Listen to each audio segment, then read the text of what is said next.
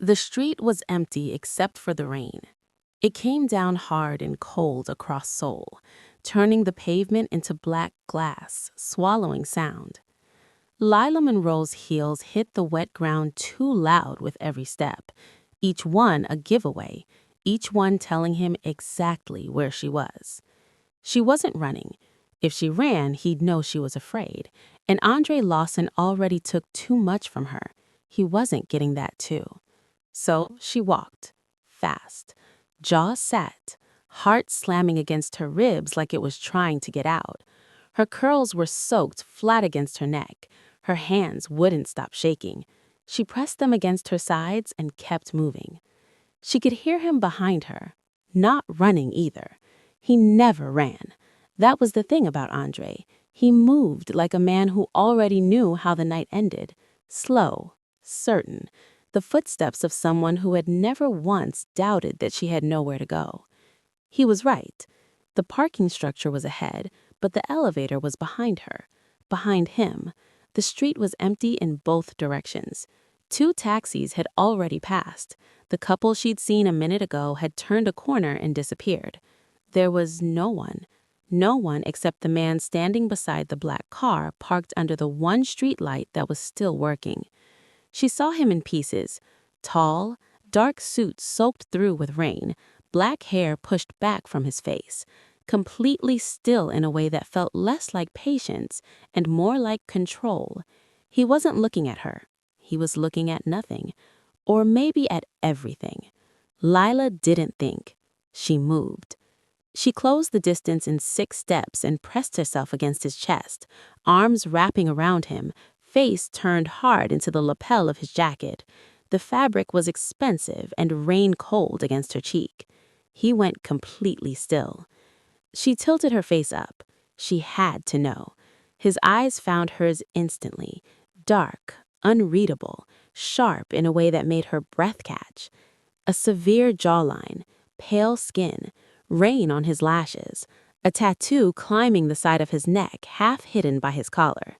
He looked down at her without a word. Her voice came out barely above a breath. "He's coming. Please pretend you know me." Drop a comment right now. Where are you watching from tonight? And if you're not subscribed yet, do it now, because what this man does next changes everything. He didn't answer right away. He just looked at her, a long, quiet look that felt like being taken apart and examined. And then his gaze shifted past her shoulder. His hand came up slowly and settled against her waist, not gripping, not pulling, just there, steady and deliberate, like he'd already made a decision she wasn't aware of yet. Andre's voice came from behind her. "Lila." Soft. That was always the most dangerous version of it. The soft voice meant he was performing, meant someone else might be watching, and he needed to look like the reasonable one. "Baby, what are you doing? Come here." The man holding her didn't move, didn't look away from the space above her head. His jaw was set. His expression was the kind of calm that had nothing to do with peace. "She doesn't look like she wants to come," he said. His voice was low, accented, Korean wrapped around the English words in a way that made them land heavier than they should have. Andre laughed. Short, sharp. "That's my girlfriend. I don't know who you are, but you need to step back." "I know who I am. The question is why you're following her." A beat of silence. Lila could feel Andre recalibrating. She knew that pause. It meant he was deciding which version of himself to be. She gripped the stranger's jacket tighter and kept her face turned away. 3 hours ago, she had been sitting across from Andre at a restaurant 2 blocks from here, a restaurant he'd chosen, a reservation he'd made without asking her, at a table where he'd spent 45 minutes quietly dismantling her. Her clothes were wrong, her posture was embarrassing, the way she'd laughed at something the waiter said had been, apparently, a problem. She excused herself to use the restroom. She hadn't gone back. That was the bravest thing Lila Monroe had done in almost 2 years, and she was still shaking from it. She hadn't always been someone who shook. There was a version of her, not even that long ago, who'd boarded a plane to Seoul alone at 24 with a scholarship and a suitcase and a plan. A girl from Atlanta who'd grown up watching her neighborhood get overlooked by every health system that was supposed to serve it, who'd decided at 16 that she was going to do something about that, who'd worked for that graduate program acceptance like it was the only thing standing between her and the life she was supposed to have. That girl had been fearless. Andre had taken 2 years to quietly convince her that girl was gone. Standing in the rain, pressed against a stranger who hadn't let go of her yet, Lila felt something shift in her chest.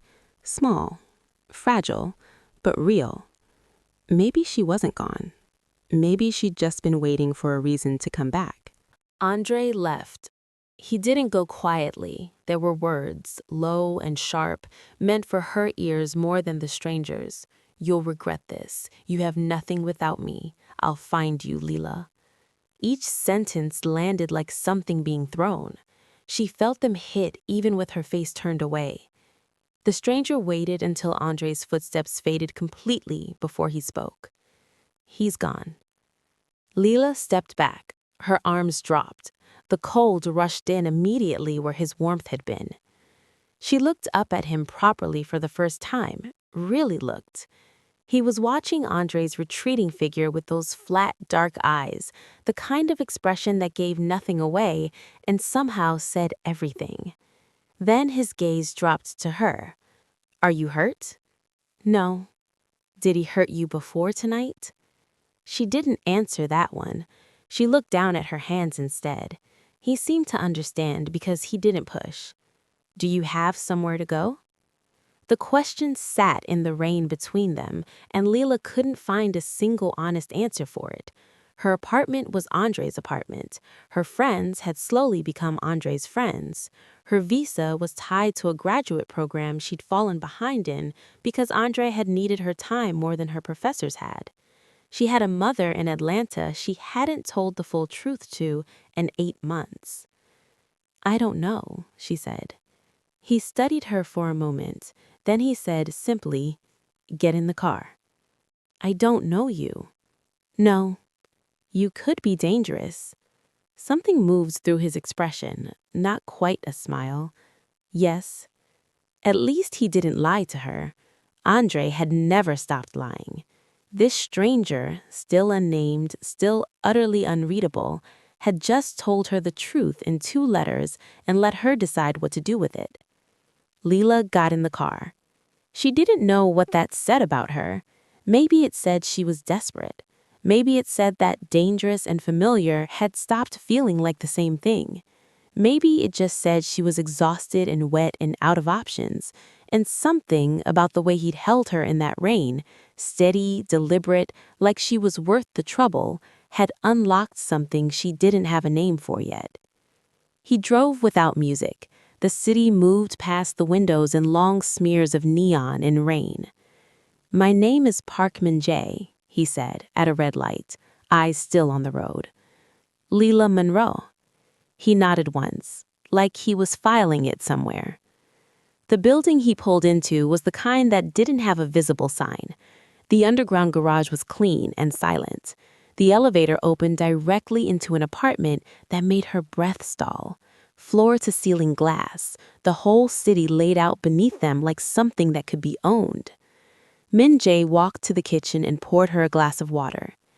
"There are 3 rooms. Choose one. Your things will be here tomorrow." "How will you get them?" He looked at her over the counter. "Does it matter?" Lila drank the water. It was cold and clean and tasted like the first steady thing she'd had in months. "Thank you," she said. He nodded. Then he walked down the hallway and left her standing in the middle of all that glass and light, the city blinking quietly below her, like it had been waiting for her to arrive. She slept for 11 hours. Lila didn't realize how depleted she was until she woke to full daylight streaming through windows she'd forgotten to cover, and her body refused to feel guilty about it. She lay still for a moment, taking inventory. The sheets were cool. The pillow was right. There was no weight in the bed beside her. No sound from the other side of the door that made her chest tighten in advance. Just quiet. She couldn't remember the last time quiet had felt safe. When she came out, Min-Jae was at the kitchen counter with coffee and no expression. He poured her a cup without being asked. She sat on a stool and wrapped both hands around it and didn't feel like she needed to say anything, and somehow, neither did he. Her things were in the second bedroom. Everything: her passport, her laptop, the small gold bracelet her mother had given her that Andre always said looked cheap. She didn't ask how. She just held the bracelet for a moment before putting it on and felt something slop back into place. She started cooking that evening. It was the first time she'd cooked in months. Andre hadn't liked the smells, hadn't liked the mess, hadn't liked her spending an hour doing something that didn't involve him. So she'd stopped, the way she'd stopped a dozen other small things, each one feeling like a reasonable compromise at the time, and adding up, in total, to a person she barely recognized. Min-Jae sat at the counter and watched her. He didn't offer to help, he just watched, but that same quiet attention he seemed to give everything. And when she set a plate in front of him, he ate it completely and asked what was in it like he was taking notes for later. She laughed. It surprised her, the laugh, came out before she could think about it. He looked at her when she laughed. Something shifted in his face, small, like a door opened an inch and then held. Then her phone rang. Andre's name on the screen. Her hand went cold. She stared at it through 3 rings. Then Min-Jae reached across the counter and picked the phone up himself. He looked at the name. His expression didn't change, but something behind it did. He answered. He said 4 sentences in Korean, quiet, measured, the tone of a man who has never once needed to raise his voice to be understood. Then he ended the call and set the phone back on the counter face down. Min-Jae said, "He won't call again." "You can't know that." He looked at her. "I know that." There was something in his voice, not a threat, not a boast, just a fact being stated by someone who dealt exclusively in facts. Andre did not call again. That night, Lila sat on the edge of her bed and pressed her palms flat against her knees and breathed. In and out, slow.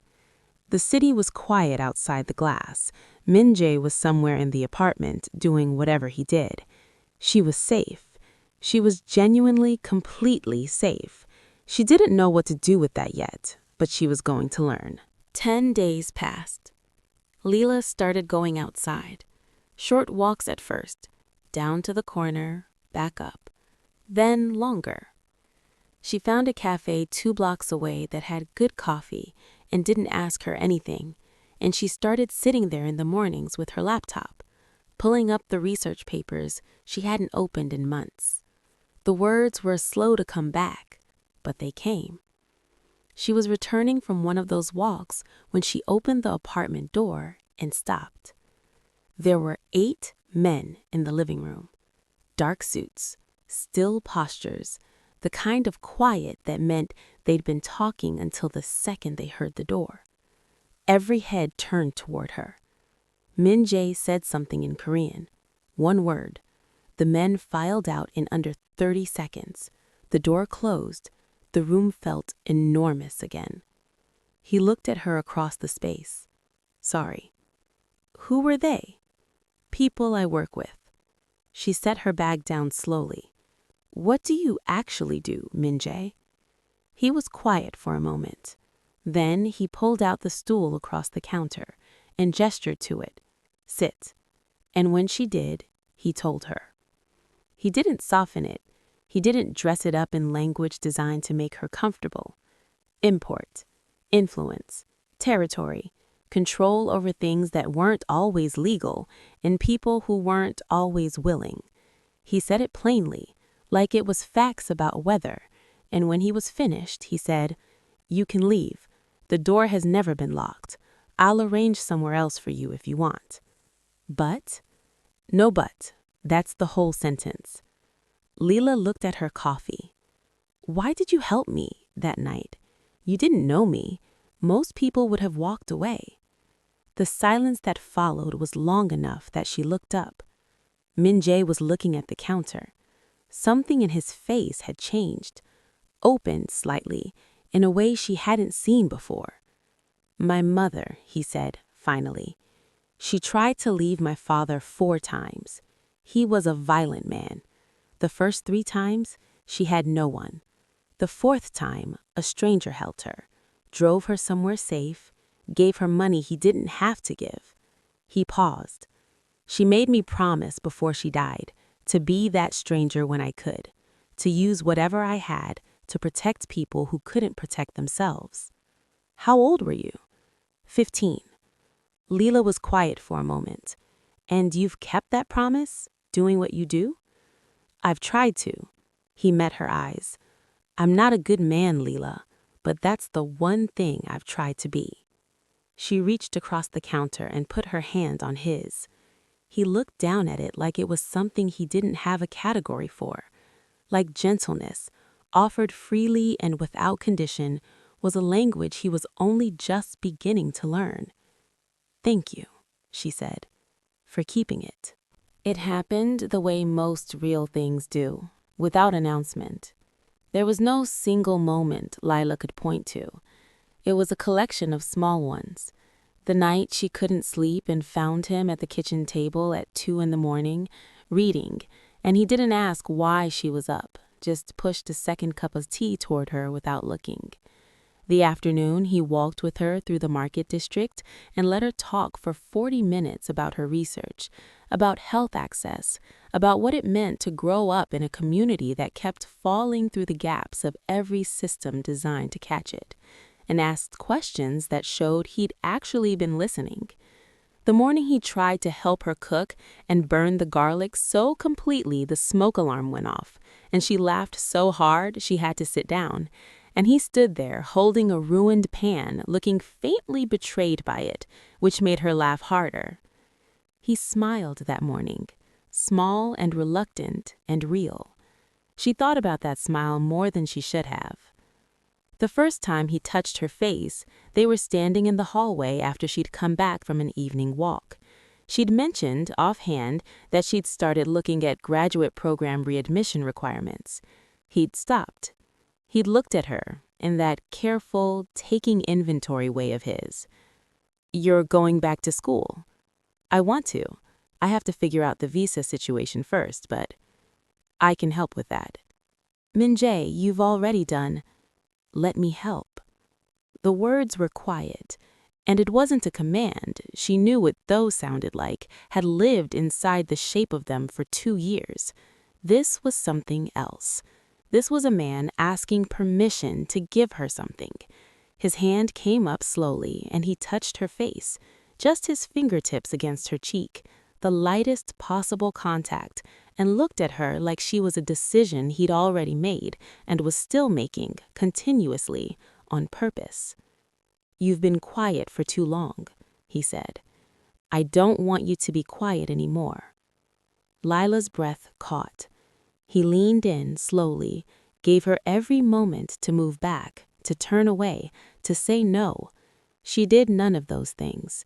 His lips touched hers, soft, unhurried, asking rather than taking, and when she pressed forward, he made a quiet sound and kissed her back with the careful intensity of someone who had been waiting for something real for a very long time. He pulled back first. His forehead dropped to hers. "Tell me if I'm going too fast." "You're not." "Tell me if you want me to stop." "I don't." Min-Jae exhaled slowly. His hands cupped her face. He kissed her again, deeper this time, certain, like something being decided. Lila kissed him back and felt, for the first time in 2 years, entirely like herself. Hyun arrived on a Wednesday. They were at dinner, a small private restaurant Min-Jae used often enough that the staff knew not to seat anyone near them, when the door opened and a woman walked in like she owned the architecture. Korean, mid-30s, the kind of beautiful that had been carefully constructed and expensively maintained. She wore ivory and wore it like armor, and her eyes found Min-Jae's table with the accuracy of someone who'd looked him up before walking in. Min-Jae went very still. The woman sat down across from them without being invited. She set her clutch on the table and looked at Lila with an expression that was almost sympathetic. "You must be the reason he's been distracted." "Hyun," Min-Jae's voice was quiet and absolute. "Don't." She ignored him, eyes still on Lila. "I'm Hyun. Min-Jae and I were engaged. Our families arranged it. It would have united two of the most significant organizations in Seoul." A small pause. "He ended it 3 years ago." "I know," Lila said. She didn't, but she wasn't going to let this woman see that. Hyun's smile thinned slightly. "He always does this, finds something that interests him, protects it obsessively, and then the world he lives in catches up." Her eyes moved to Min-Jae. "His world always catches up." Back to Lila. "You're very lovely. I just think you should understand what you're walking into." Lila set down her chopsticks. "I appreciate the concern," she said evenly, "but you drove here, walked in uninvited, and sat down at our table to warn me about the man you couldn't keep. That tells me more about where you are than where I am." Hyun blinked. Min-Jae said one sentence in Korean. It was short and it was final. Hyun picked up her clutch, looked at Lila for one more moment, and left. The restaurant exhaled. Lila picked her chopsticks back up. Her hands were steady, which surprised her. A year ago, 6 months ago, that woman's words would have burrowed in and lived there. His world always catches up. She would have turned them over for days. Instead, she was thinking about what she'd said back and the fact that she meant it. Min-Jae was watching her. "Are you all right?" "Yes." She looked up. "Were you in love with her?" "No." "Did you want to be?" "No." He held her gaze. "I didn't want a contract. I wanted something that was real." "Is this real?" He reached across the table and took her hand. "Yes, this is the most real thing in my life." Lila looked at his hand around hers. Outside, Seoul moved through its evening, loud and bright and completely indifferent. Inside, something quiet and certain settled in her chest. She believed him. It happened before sunrise. Lila was asleep when she heard the voices. Rapid Korean, multiple, coming from the living room. She sat up.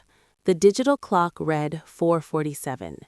The apartment, which was always silent at this hour, was full of movement and sound.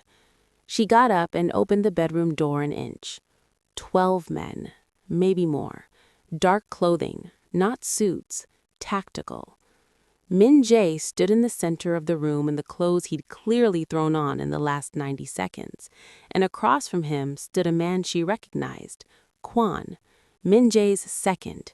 She'd seen him twice, once at the apartment, once in the parking garage on the first night, and both times he'd looked at her the way you look at something you've already decided is a problem. He was talking. Lila couldn't understand the words, but she understood the tone, and she understood when Min-Jae's name was said, and she understood the one Korean word she'd learned from context in the last few weeks. Yanja, woman. Min-Jae said something measured and low. Kwon replied. The room was quiet in the way rooms get when everyone in them is waiting to see which way something falls. Then Min-Jae looked directly at her bedroom door. He knew she was there. He said one more thing to Kwon. Then he walked to the bedroom. He slipped inside and closed the door behind him. In the dark, his face was completely calm in a way that cost him something. "We have to leave." "What's happening?" "Kwon is taking control of the family. I've been removed."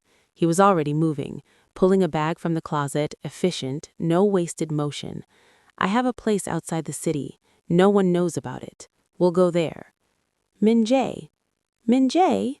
He stopped. He turned and looked at her, and for just a moment the calm slipped, and underneath it was something human and tired and absolutely certain.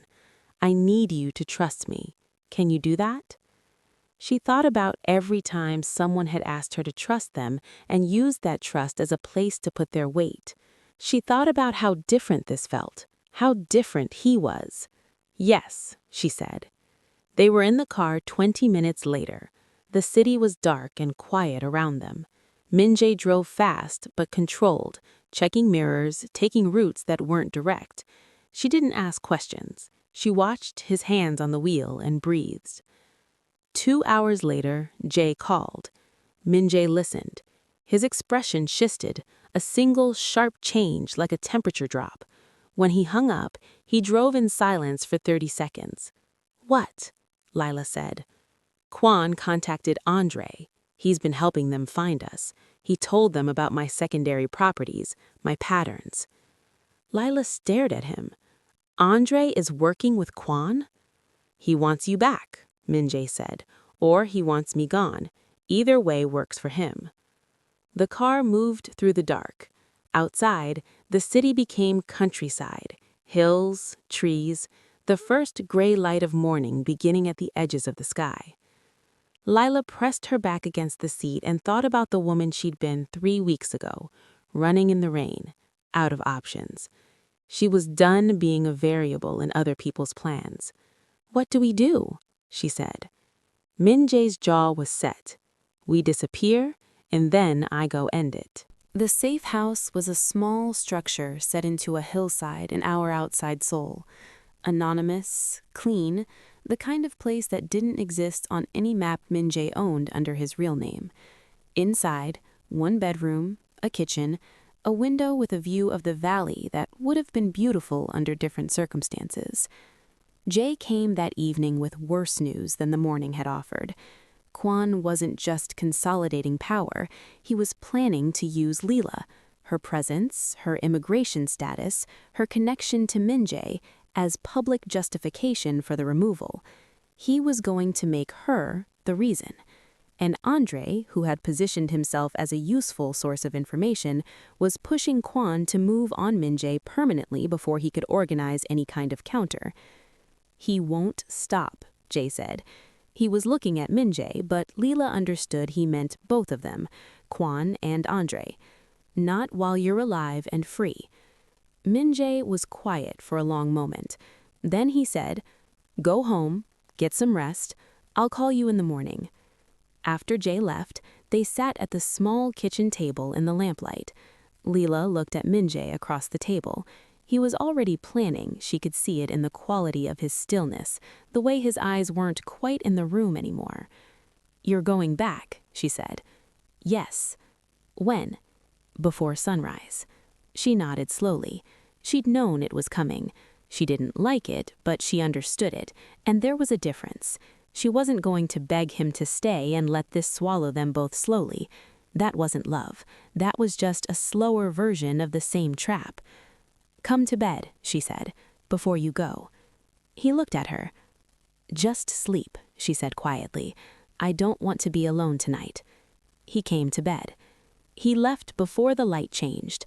She heard him in the dark, the quiet sounds of someone moving with intention, dressing, checking things. She lay still and listened. Then she heard him stop beside the bed. His hand touched her hair. Just that, just one moment. "Lila." She opened her eyes. He was crouched beside the bed, already dressed, his face close to hers in the dark. He looked at her for a long moment. "I love you," he said, quiet and plain, like a fact he was finally done keeping to himself. "I wanted to say that before I left." She sat up and kissed him. He kissed her back, one hand cupping the side of her face, and then he stood and walked out, and the door clicked shut, and she was alone with the valley and the silence and the gray beginning of morning outside the window. She called her mother. She didn't explain anything. She just needed to hear her voice. Then she sat by the window and waited. The call came 38 hours later. Jae, his voice unsteady. "You need to come to Seoul. He's at the hospital. He's asking for you." The corridor was long and white, and her legs moved before she decided to move them. The door to the room felt heavier than any door she'd ever pushed open. Min-Jae was in the bed, bandaged, one arm immobile, a bruise covering the left side of his face. He looked like he'd walked through something that tried very hard to keep him. When he saw her face, he almost smiled. "I told you I'd be back." Lila sat down on the edge of the bed and held his hand, the good one, and held it with both of hers and didn't say anything for a long time. She didn't need to. He was here. He was real. That was enough. "Is it over?" she finally asked. "It's over." His voice was rough and certain. "Kwan is gone. Jay leads the family now. Andre is in custody. I spent 3 weeks building the case quietly. Visa fraud, assault, violation of immigration protocols. It's airtight. And you?" He looked at her. "I'm free." The word sat between them like something being set down after a very long time of carrying it. "I don't know what that looks like yet," he admitted. "We'll figure it out," Lila said. "Together." Min-Jae closed his eyes. His fingers tightened around her hand. Outside the hospital window, Seoul was loud and bright and completely alive. Inside the room, 2 people sat in the quiet and let the hard part be over. Recovery was slow, and Min-Jae was terrible at it. He hated the physical therapy, hated the limitations, hated being told what he couldn't lift and how far he could walk and how many hours he needed to sleep. He was accustomed to being the authority in every room, and his own body was not cooperating with that arrangement. Lila found this both exhausting and quietly wonderful. She was there for all of it, the appointments he argued through, the mornings he pushed himself too hard and paid for it by evening, the slow work of learning who he was in a life that no longer had the weight of an empire at its center. He was surprisingly bad at rest. He filled the silence with reading, with long walks once he was cleared for them, with learning to cook things she taught him with a patience that surprised them both. He burned the garlic again. She laughed again. He looked at her with that small, reluctant smile that was becoming her favorite thing. She returned to her graduate program in the 2nd month. Min-Jae had quietly handled the visa extension, the missed semester documentation, the administrative correspondence that would have taken her weeks to navigate alone. He left everything organized in a folder on the kitchen counter with a sticky note that said only, "For the record, your professor said they were glad you were coming back." She stood in the kitchen holding that note for a long time. He proposed in the 4th month. Ordinary Tuesday, no reservation, no setting, no speech prepared. He walked into the kitchen where she was reading, stood across the counter, and said, "Marry me." She looked up. "Just like that?" "I've been thinking about it for 3 months. That's not just like that." She laughed. He waited. She said yes before he'd finished exhaling. The wedding was small. Jay came, a handful of people Lila had slowly, carefully rebuilt trust with. A video call to Atlanta at 6 a.m. Korean time, where her mother appeared on screen already crying before Lila had said a single word, because mothers always know.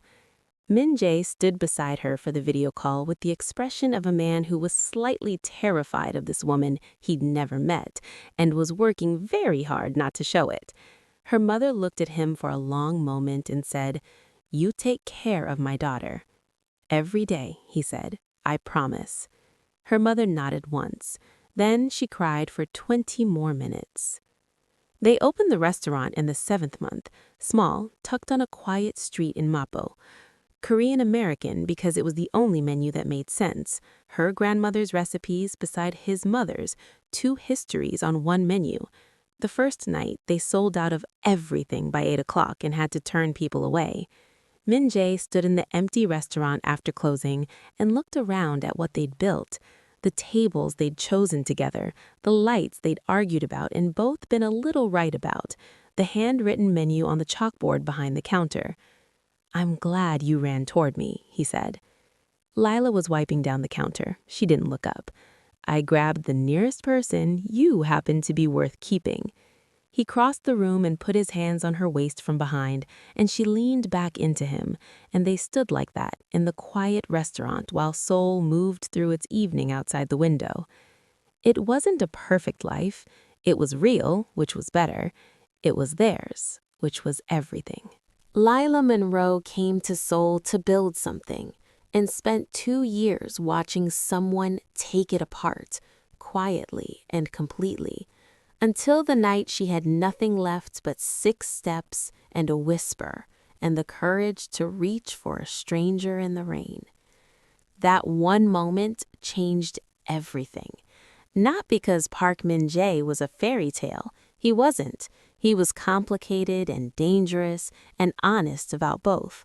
But he was also the first person in 2 years who looked at her and asked what she wanted, who held her without conditions, who said please and tell me and are you sure, every time without exception. And she was the first person who looked at him and saw, underneath all that control and coldness and carefully constructed power, a 15-year-old boy who'd made a promise to his mother and had been carrying it ever since. They didn't save each other. That's not what this is. They just chose each other over and over through the fear and the danger and the slow, patient work of becoming people who trusted again. Sometimes the bravest thing you can do is run toward the unknown instead of staying with the familiar harm. And sometimes the stranger who catches you turns out to be exactly who you needed. Not because they're perfect, but because they see you, all of you, and they stay anyway. If this story moved you, if you felt even one moment of it, drop a comment right now. Tell me where you're watching from. Tell me which moment hit you hardest. And if you're not subscribed yet, do it now, because the next story is already coming and you don't want to start in the middle. The best ones always begin with a stranger.